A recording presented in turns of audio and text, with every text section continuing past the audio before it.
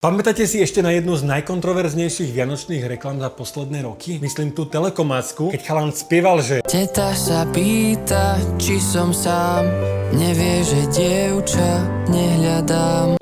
to bolo hejtov. Toto je jeden podprahový LGBT hnus. Celá dezinformačná scéna sa k nej vyjadrovala. Fuj, už nikdy si nekúpim nič od Telekomu. Organizovala sa petícia za jej zrušenie. Rade pre reklamu prišlo 50 sťažností. No tak ja konečne viem, ako veľmi to zasiahlo predaje a reputáciu Telekomu. Ste zvedaví? Podľa prípadovej štúdie 75% všetkých zmienok o kampani bolo v pozitívnom duchu. Získala cez 70 000 pozitívnych reakcií. Reklama mala historicky druhú najvyššiu spontánnu znalosť medzi mladými. V médiách získala priestor zadarmo v hodnote 175 000 eur. V zahraničí ju zaradili medzi najlepšie vianočné reklamy roka. No a Telekom získal 23 000 nových zákazníkov, ako jediný na trhu rástol. Takže vidíte, môže byť super profitabilné postaviť sa za svoje hodnoty. Určite sa vyroja hejteri, ale pamätajte, je to len hlučná menšina.